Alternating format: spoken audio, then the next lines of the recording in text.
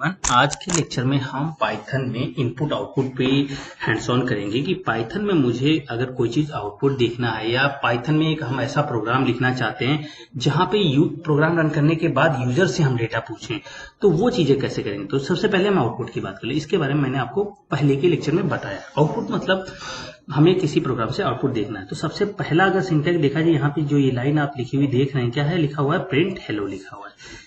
अब print hello word में हो क्या रहा है कि जैसे यहाँ पे अगर आपने कोई भी चीज लिख दी, फॉर एग्जांपल मैंने यहाँ पे प्रिंट हेलो लिख दिया और इसको जब रन करेंगे तो ये लाइन प्रिंट हो जाएगी। अगर मैंने हेलो वर्ड और इसके आगे साइमॉक्स लिख दिया तो क्या होगा, वो एज इट इज प्रिंट हो जाएगा। ठीक है, तो ये क्या है कि इस वर्ड को हमें देखने के लिए यूज होता है।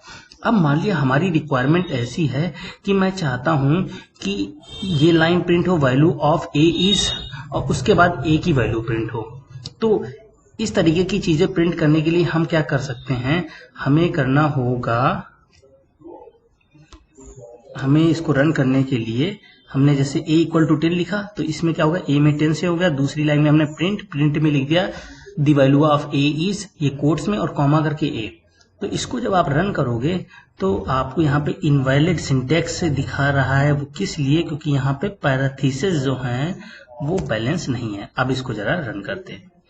ठीक है, तो वैल्यू ऑफ ए इज, उसके बाद 10 लिखा हुआ आ रहा है। दूसरा तरीका, इसको अगर सेम तरीके की चीजें लिखनी है, ये लाइन आपको प्रिंट करनी है, तो इसके लिए एक तो है यहाँ पे आप कामा लिख के कर सकते हो। दूसरा क्या है कि आप इस स्ट्रिंग में ए की वैल्यू को जोड़ सकते हो, लेकिन ए आप इसमें जोड़ नहीं सकते क्योंकि ए क्या है, इंटीजर डेटा टाइप है। अगर मैं इसको स्ट्रिंग में कन्वर्ट कर दूं, स्ट्रिंग में कन्वर्ट करने के बाद इसको मैं ऐड कर सकता हूं। तो यहाँ पे अगर आप इस तरीके से कमांड रन करते हैं, प्रिंट के बाद the value of A plus के बाद आप एसटीआर में ए, तो ए की वैल्यू एसटीआर में कन्वर्ट हो जाएगा, फिर इसके बाद ये ऐड हो जाएगा, आप ये लाइन प्रिंट कर सकते हो। ठीक है, तो दोनों से ये चीजें प्रिंट हो गई। अब अगर मैं ये यहाँ पे अगर मैं इसको हटा के मैं यहाँ पे ए कॉमा लिख दूं, ए कॉमा इस तरीके से रन करें तो हमारा जो आउटपुट होगा वो क्या आएगा, यहाँ पे हमारा जो आउटपुट है थोड़ा सा बदल जाएगा। क्या होगा, ए की वैल्यू स्टार्टिंग में प्रिंट हो गई। ठीक है, अगर मैं यहाँ पे ए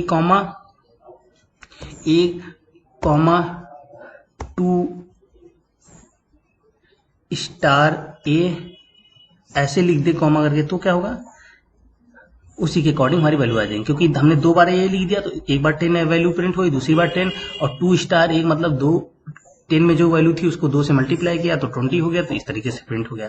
मतलब कि प्रिंट कमांड में अगर जितनी भी चीजें आपको प्रिंट करनी है वो आप क्या करोगे, कॉमा से सेपरेट करके लिख दोगे तो चीजें प्रिंट हो जाएंगी। दूसरा तरीका है, अगर वो स्ट्रिंग को ऐड ऑन करके करना है तो प्लस ऑपरेशन के साथ कर सकते हैं। अब बात करते हैं कि मान लिया मुझे इस तरीके की लाइन प्रिंट करनी है, ये लाइन जो आप देख रहे हैं कि the value of A is 10, B is 20। मतलब ये जो वैल्यूज हैं वो हमें बीच में प्रिंट करनी है। लास्ट में प्रिंट करना हो या पहले प्रिंट करना हो, ये ऑप्शन हमने यहाँ पे देख रखा है। लेकिन अगर हमारी रिक्वायरमेंट है कि हमें 10 बीच में प्रिंट करना है तो क्या करेंगे, तो उसके लिए जो कमांड बनी है पाइथन में वो क्या है, फॉर्मेट कमांड है। अब जरा इस सिंटैक्स को देखिए, यहाँ पे हमने पहली लाइन में क्या किया है, ए में 10 सेव किया है, बी में 20 सेव किया है। उसके बाद जब ये कमांड हम रन कर रहे हैं तो हमें आउटपुट कुछ इस तरीके से दिख जा रहा है। अब क्या हो रहा है, प्रिंट के हमने क्या, प्रिंट के अंदर अगर देखा जाए तो प्रिंट के बाद पैराथीसिस, और पैराथीसिस के अंदर कोट्स में हमने ये इंफॉर्मेशन लिखी है। लेकिन कोट्स में लिखने के बाद हमने यहाँ पे एक कर्ली ब्रेसेस लिखा हुआ है और एक कर्ली ब्रेसेस यहाँ पे पुट किया है। ठीक है, और उसके बाद हमने डॉट फॉर्मेट के अंदर हमने क्या लिखा है, ए कॉमा बी। अब यहाँ पे ध्यान देना, ये चीज समझने वाली है कि यहाँ पे हो क्या रहा है। पहली चीज, जो फॉर्मेट कमांड के अंदर जो वैल्यूज ए होती है, ये ए 0 पोजीशन पे है और ये हमारा 1 पोजीशन पे है। ठीक है, अब जब आप डॉट फॉर्मेट कमांड लिखते हैं तो डॉट फॉर्मेट कमांड क्या करती है, ये जो डॉट फॉर्मेट अगर आपने लिख दिया और ए कॉमा बी, तो ये जो 0 पोजीशन पे है वो 0 पोजीशन वाली वैल्यू कहाँ पे ले जाएगा, पहले कर्ली ब्रेसेस में ले जाएगा, और जो 1 पोजीशन वाली वैल्यू है वो दूसरे कर्ली ब्रेसेस में ले जाएगा। इसीलिए वैल्यू ऑफ यहाँ पे जो कर्ली ब्रेसेस दिखा ना, इसके बाद यहाँ पे आपका 10 की वैल्यू, ए की वैल्यू 10 आ जा रही है और यहाँ पे 20 आ जा रहा है।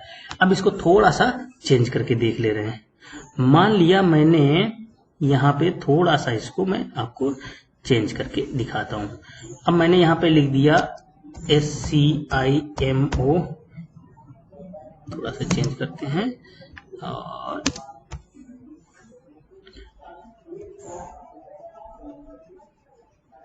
और इसके बाद यहाँ पे ओके।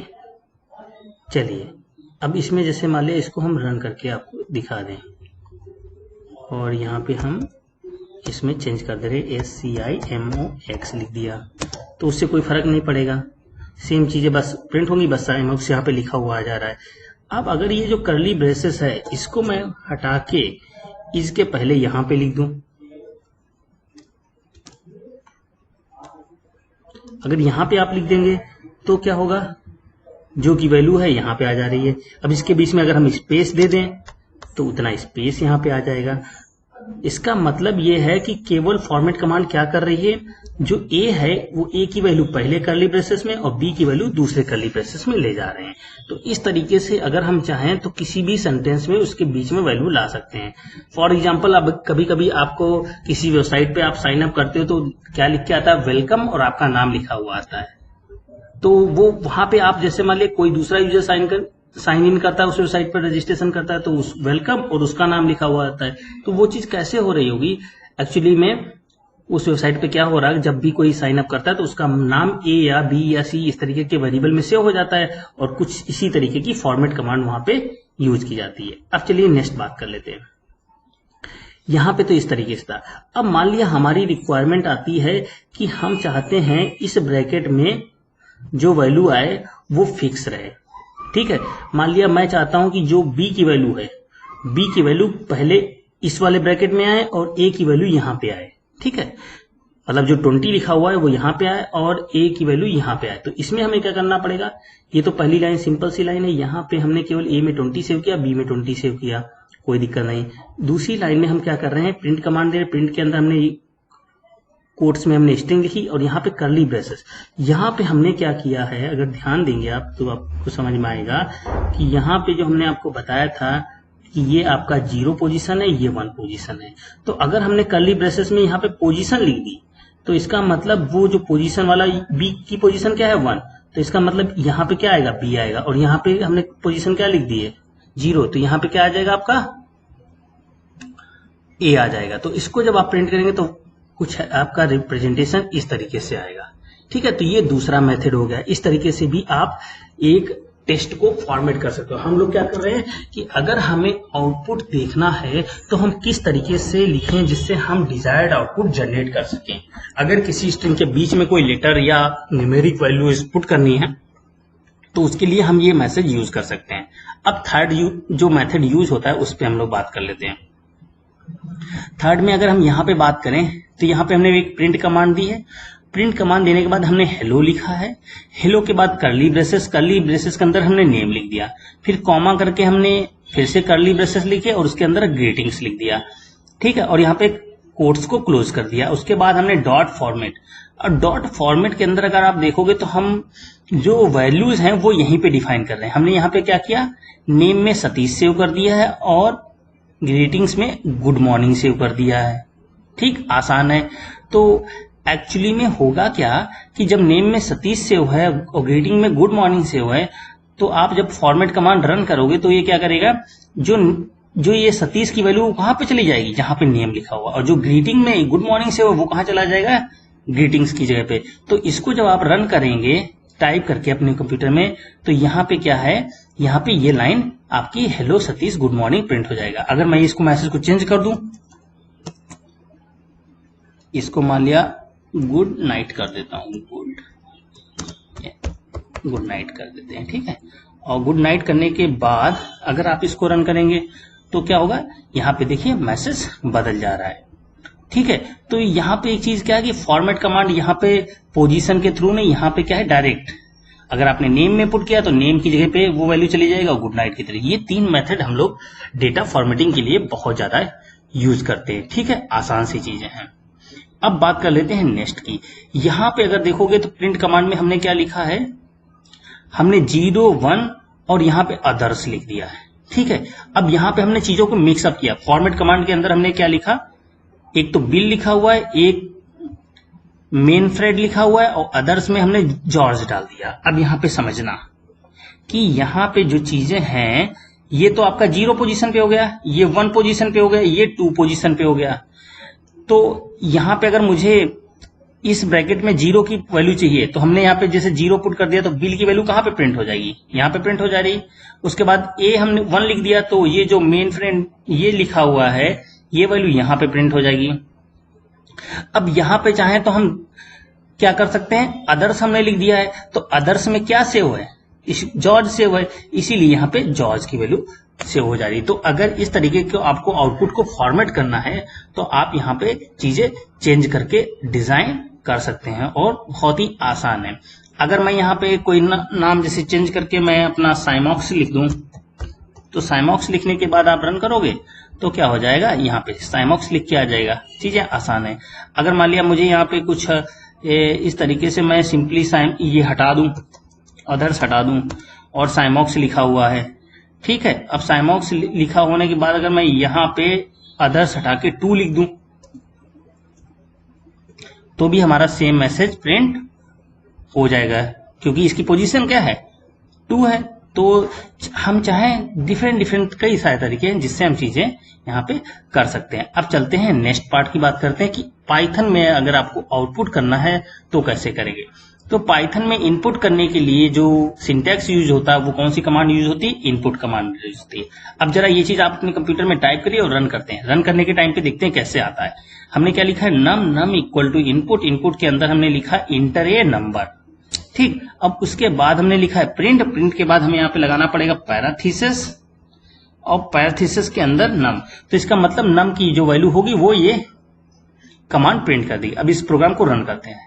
जैसे ही आप रन करोगे तो 2 चीजें आपको ध्यान देनी। रन करने के बाद आपके सामने ये डायलॉग बॉक्स ओपन हो जाएगा। अब डायलॉग बॉक्स जब ओपन हो जाएगा तो यहाँ पे आपको कीबोर्ड से कोई नंबर इनपुट करना है। जैसे मान लिया मैंने कीबोर्ड से टाइप कर दिया 15 टाइप करने के बाद आपको फिर क्या करना पड़ेगा, इंटर बटन दबानी पड़ेगी। जो कीबोर्ड में आपकी इंटर बटन है उसको प्रेस करना पड़ेगा। और जैसे आप इंटर बटन प्रेस करेंगे तो होगा क्या कि ये जो 15 है वो नम में सेव हो जाएगा, नम में सेव हो जाएगा और नम की वैल्यू प्रिंट हो जाएगी, ठीक है। तो इनपुट कमांड क्या करता है, इनपुट कमांड जब जहां जहां पे भी आप यूज करेंगे वो एक डायलॉग बॉक्स ओपन कर देता है। जैसे मान लिया आप किसी बैंक का सॉफ्टवेयर बना रहे हैं तो उसमें जैसे आप बैंक में इंटरनेट बैंकिंग लॉगिन करते हैं तो जैसे ही आप साइन अप पे क्लिक करते हैं तो क्या होता है, प्लीज एंटर योर आईडी करके लिखा हुआ आता है। तो वो कहीं ना कहीं किससे बनाया जाता है, इनपुट कमांड से बनाया जाता है। और जैसे ही आपने वहां पे आईडी वो पुट कर देते हैं तो वो अकाउंट डिटेल में आपका सेव हो जाता है, ठीक है। तो यहाँ पे ध्यान देना है कि हम यूजर के सामने जैसे जो नंबर डिस्प्ले करना चाहते हैं, जो मैसेज डिस्प्ले करना चाहते हैं वो हम कहाँ पे लिखते हैं, यहाँ पे। अगर मैं चाहता हूं कि यहाँ पे प्लीज इंटर पॉजिटिव नंबर, मैं चाहता हूं कि जब लोगों के सामने मैसेज दिखे तो पॉजिटिव आप यहाँ पे टाइप कर दीजिए और इसको अब रन करके देखते हैं। तो जब रन करेंगे तो देखिए होगा क्या, इनपुट कमांड के चलते ये डायलॉग बॉक्स ओपन हो रहा है, लेकिन जो ये मैसेज आ रहा है ये मैसेज किस लिए आ रहा है, जो आपने यहाँ पे लिखा हुआ है। और इसके बाद यहाँ पे आप जैसे कि अगर लिखा हुआ आ रहा है कि पॉजिटिव नंबर पुट करना है तो मैंने 90 पुट कर दिया। किससे करेंगे, कीबोर्ड से। उसके बाद आप रन बटन पे क्लिक नहीं करेंगे, ठीक है। क्या करेंगे, रन बटन पे क्लिक नहीं करना है और केवल क्या करना है, आपको इंटर बटन प्रेस करना है। इंटर बटन प्रेस करेंगे तो 90 उसमें सेव हो जाएगा, ठीक है। अच्छा, इन केस मैं बात कर लेता हूं, जैसे आपने इसको रन किया, रन करने के बाद आपने कीबोर्ड से मान लिया यहाँ पे 90 पुट कर दिया और उसके बाद आप इंटर बटन ना प्रेस करके यहाँ पे रन बटन पे क्लिक कर देते हैं, तो होगा क्या, पाइथन आपका इनफाइनाइट लूप में चला जाएगा। और इसको समझने के लिए इनफाइनाइट लूप की प्रॉब्लम्स या पाइथन में लगे कि आपका कभी जुपिटर नोटबुक काम नहीं कर रहा, तो सबसे पहले यहाँ पे नजर डालिए। ये वाला जो सिंबल है आपका अगर फिल कलर से, ये रेड कलर से, ये ब्लैक कलर से दिख रहा है, इसका मतलब आपने प्रोग्राम में कुछ गलतियां कर दी हैं। इसको सही करने के लिए आपको करना क्या होगा, आपको जाना होगा कर्नल में, और कर्नल में जाके इसके बाद रीस्टार्ट करना पड़ेगा। जैसे आप इसको रीस्टार्ट और इस तरीके से करेंगे तो पाइथन फिर से रीस्टार्ट हो जाएगा और आप अपना काम कर सकते हैं, ठीक है। थोड़ा सा इसमें टाइम लेता है, लेकिन टाइम लेने के बाद ये चीज हो जाती है। अब जैसे कि यहाँ पे देखें ये कलर सही हो गया, तो जब भी इस तरीके से कलर बना हुआ है जिसमें ब्लैक कलर ना हो तो इसका मतलब पाइथन आपका सही से काम कर रहा है, ठीक है। तो चलिए इसको अब इस तरीके से कर लेते हैं, ठीक है। तो आप समझिएगा, जब भी आप इनपुट कमांड यूज कर रहे हैं कई बार गलतियां करते हैं, आपको सबसे पहले रन पे क्लिक करना है। रन पे क्लिक करने के बाद कीबोर्ड से आपको कोई भी नंबर पुट करना है और उसके बाद कीबोर्ड से ही इंटर बटन प्रेस करनी है और इस तरीके से हम इनपुट कमांड को यूज कर सकते हैं। नेक्स्ट लेक्चर में हम इसके और बड़े बड़े एग्जाम्पल्स करेंगे। आज के लेक्चर के लिए इतना ही। Thank you so much.